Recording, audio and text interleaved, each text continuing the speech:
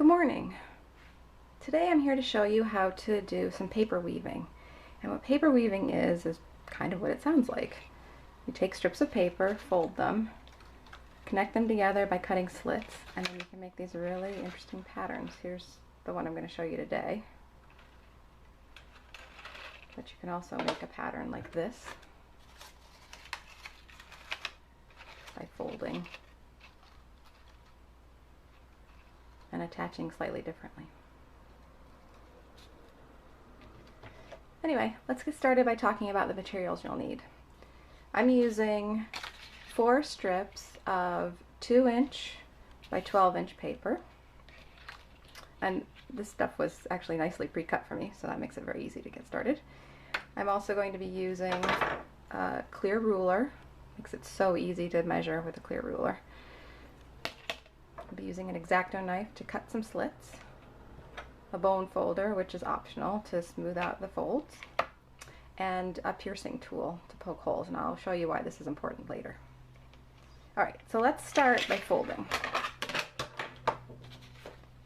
And I'm just going to demonstrate on one strip of paper. So you'll take the piece of paper the long way and just fold it in half.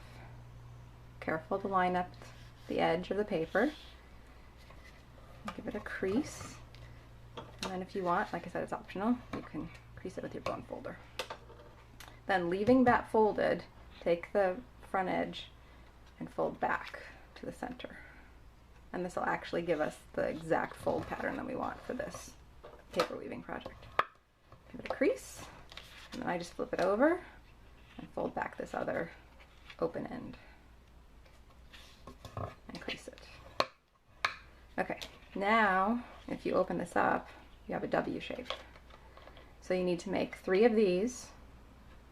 Actually, you need to make 4 altogether, but you need to make 3 facing this way, and 1 is just going to be turned around the other way. So let me show you those, because I already pre-folded those.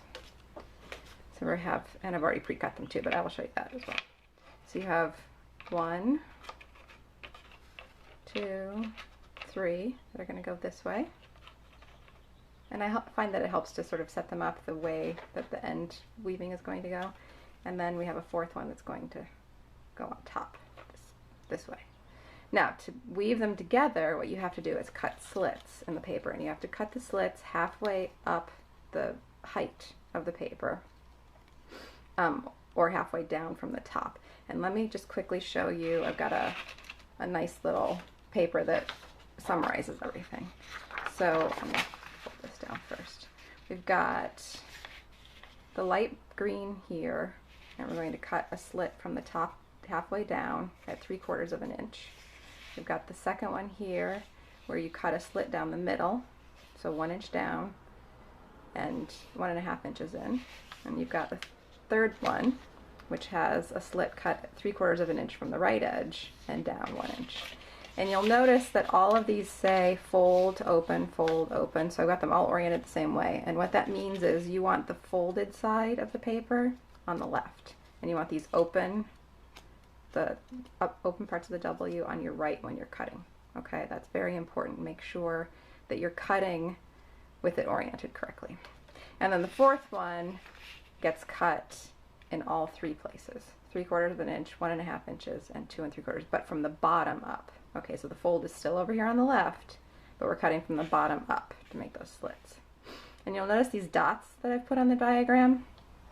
That's because, and I will demonstrate that now, the best way to cut accurately is to, hang on, let me grab my mouse pad for poking holes.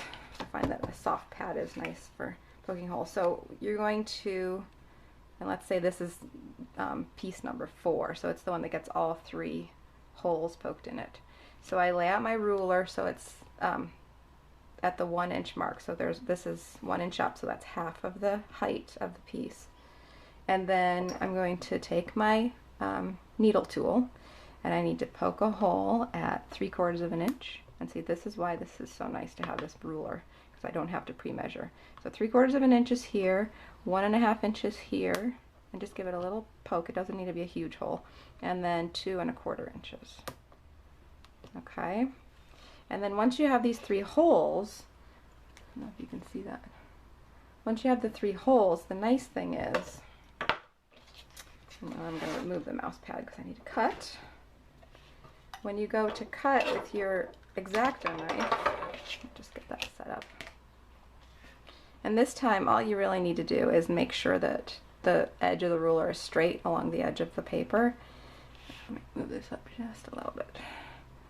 Then that hole that you poked is a natural stop for the knife.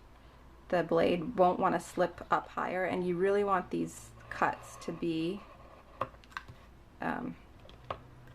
accurate. You don't want to go past the halfway mark, because if you do, then they're going to want to slip too far down. They won't be nice and flat on the bottom when you're done. And I didn't cut the straightest line, but that's okay. This is a sample one, so you will cut straighter. And then you're just going to go ahead and cut all 3 of these, holding your ruler firmly because it likes to slip. And take a few cuts. Don't try to cut through all 4 layers in one stroke. It won't work. And then the last one, you can either line it up from this edge and go in 3/4 of an inch, or you can line up with the last cut you made and go 3/4 of an inch over. Oh, and the other thing I forgot to mention at the beginning was paper weaving works best with cardstock weight paper. So this is a cardstock weight paper, and the Graphic 45 weaving that I showed you at the beginning is also cardstock weight. Anything lighter than that you can do, but it'll be a flimsy woven paper model. It won't be quite as sturdy, so just keep that in mind. And then the other thing I wanted to show you on this diagram that I made is the pattern that you will get once you've woven the paper together, and you can kind of see that with the final one, how it matches up with my pattern. So this is sort of a top-down version, you know, sort of like how you're seeing it now on the camera. And that you can use this kind of a diagram to help you plan out if you want to make a different design. You can draw a diagram first and then get the pattern that you want, and then cut your paper to match, you know, where the intersections happen on the different pieces of paper. So for example, if you look at line number 2 here, you see that where it intersects with number 4 is in the center. So you know, oh, I've got to make a slit in the middle because that's where those 2 cross lines. Okay, hopefully that makes sense. All right, now it's time to weave our paper together. So we have slits cut in the tops of our 3 W-shaped pieces. Oops, camera.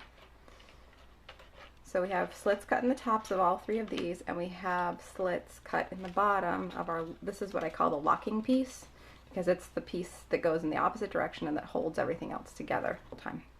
But start at one end and work your way either down or work your way up. I'm going to work my way down from the top, so I'll grab this piece. Let me move these other 2 out of the way just for now.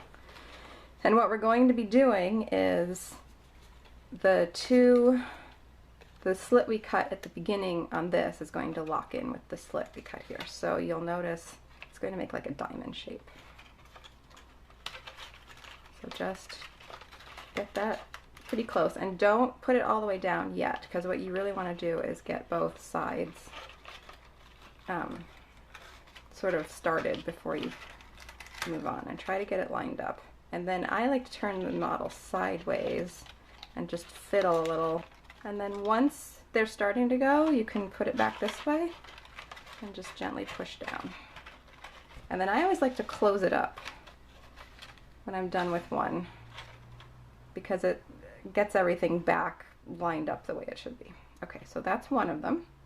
Now we're going to do the middle piece, so the medium colored green, and this is the one that has the slit cut in the center, so it's going to line up with the center slit on our blue locking piece. And once all 4 of them are semi-aligned, then it should just nicely push down.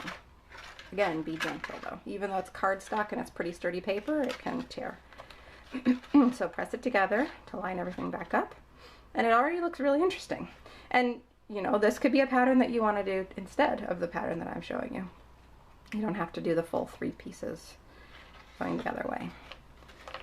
And then we'll do our last piece. So again, I'm going to pick up the model, although you could do it the other way.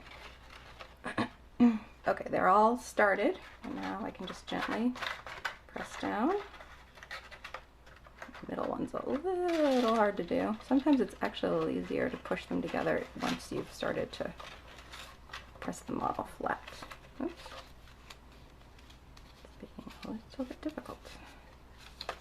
Okay, and there we have it. A very pretty woven piece of paper. Okay, I'm back with a few samples. Should have gathered those earlier. Sorry about that. This is one that I wanted to show you, and what I meant by, you know, it opens up nicely. It's hard for you to see on the camera. Let me turn it sideways. But this is the pattern that I just did with the addition of the smaller zigzag woven pieces. So these are two separate 12-inch length pieces that I connected, and they make this beautiful pattern. Here are a couple of samples that use 24-inch strips of paper. So I'll show them to you a little small, and then as it goes off screen, again, you can, with something like this, you can tip it. You can even go all the way around and make a flower design and glue this together. It's very pretty. This is one that I glued, and it actually popped, so it is dimensional. It almost looks bowl-shaped or flower-shaped, but you know, coming up off the table. And then here's one like the pattern we made, only with more pieces. And this is again 24-inch strips of paper, so it makes a much longer strip. But I love how, you know, you can open it up this way, and then you could link two of these together, one on either side, and make a huge, something that you could hang on the wall. It would be very pretty. And the other thing about the paper weaving is it looks beautiful with solid colored papers or with pattern papers. Anyway, that's just about it for today. I hope that you will try weaving some paper into a beautiful pattern, and you will come up with something interesting to do with it, or just like it the way it is, like I do. And thank you for watching. I'll see you again soon. Bye.